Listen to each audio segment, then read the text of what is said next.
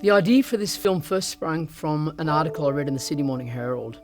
And at the time, there were a lot of these kind of young, Middle Eastern, Arabic background men, mainly at the time, were going overseas, and they were staying over there for whatever amount of period and then coming back somehow. And when they came back, they were all arrested. And there was one particular gentleman, he was arrested and he was holding a baby in his arms while he was being interviewed. And the quote of the article was something like, "If they gave me my passport back, I'll head straight back over." The writing, we started off with a outline or a synopsis, and that was about 7-8 pages.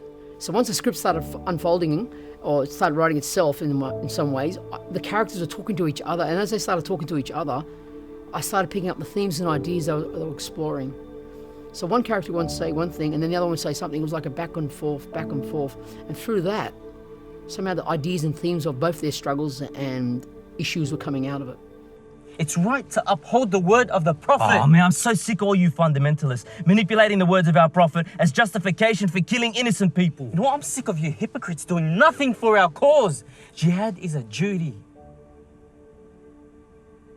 Clearly you're not going to see any reason here. And I'm glad, because anger's necessary to win this. Win what? I think one of the main messages the film is exploring is redemption. How, whether it's terrorism, whether it's violence, and also obviously PTSD is another one, because obviously when he went over there, he was in one state of mind, and in his mind he thought he was doing the right thing, but once he was over there, and this is a kind of a general kind of view of most of the ones that come back from anywhere really, they come back and they're not well, they come back even worse. And I think family would come in very strong there. I think that the family, the idea of family, not rejecting but sort of embracing. And that's where the conflict of the story lies. Where you've got one side of the family completely rejecting him, and then you've got the other side of the family, the mother mainly, and his wife embracing him. So the maternals and the externals and the sort of like forces coming together all the time and struggling. I try to get the actors as naturally conversational as possible.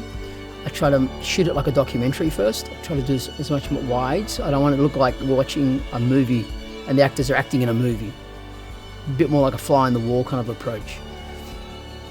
Hopefully that way, at least the message, if the performances are of high quality, the message of the film will come through. If the acting is not good enough and people don't believe the characters, there's no way they're going to believe the story. I've been saying this for years, and I think if you're going to go out there and shoot and work with characters and script and actors, you've got to understand acting. If you don't understand acting, you're not going to capture performance. And if you don't capture performance, you haven't captured story, or you've made a film clip. There's nothing wrong with making film clips. But if you're going to deal with actors and script and subtext and characters, you've got to capture performance. And hopefully these guys have come through. I'm really proud of all of them. The performances, the acting, all of them.